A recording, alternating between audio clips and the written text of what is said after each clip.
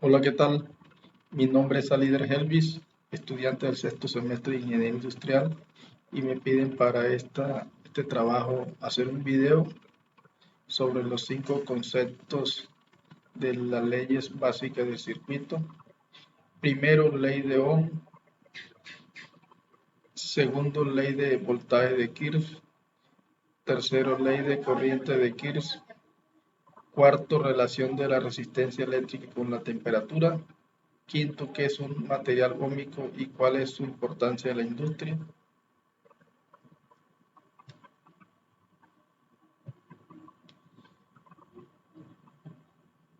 Primero, ley de Ohm.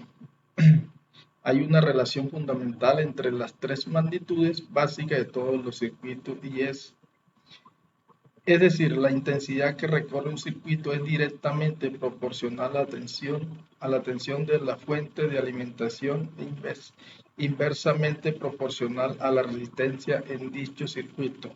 Esta relación se conoce como la ley de Ohm, de Ohm y tiene la siguiente fórmula. R es igual a voltaje sobre intensidad. Resistencia igual a voltaje de corriente. Segundo, ley de voltaje de Kirchhoff. Esta ley se basa en la conservación de un campo potencial de energía dando una diferencia de potencia. Una carga que ha completado un lazo cerrado no gana o pierde energía al regresar la potencia inicial.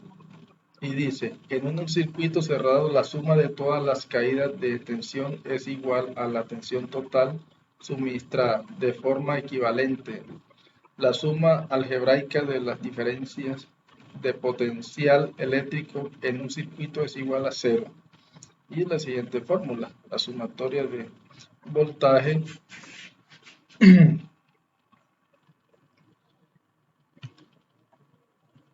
ley de corriente de Kirchhoff. Esta ley también es la llamada ley de nodos o primera ley de Kirchhoff y es común que se use la sigla LC para referirse a esta ley. La ley de corriente de Kirchhoff nos dice que en cualquier nodo la suma de las corrientes que entran en ese nodo es igual a la suma de las corrientes que salen de forma equivalente. La suma de todas las corrientes que pasan por el nodo es igual a cero. Y aquí está la sumatoria. Cuarto, relación de la resistencia eléctrica con la temperatura.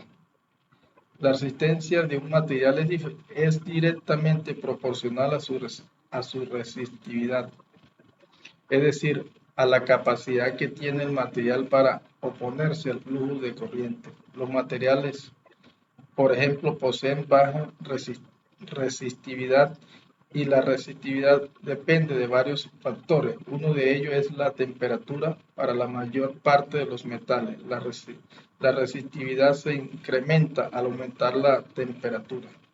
Como dijimos anteriormente, que la resistencia de un conductor es proporcional a la resistividad, podemos relacionar la resistencia y la temperatura de la siguiente fórmula. R es igual a donde R es igual a resistencia a alguna temperatura. R igual a resistencia a una temperatura de referencia, generalmente 20%, 20 grados centígrados.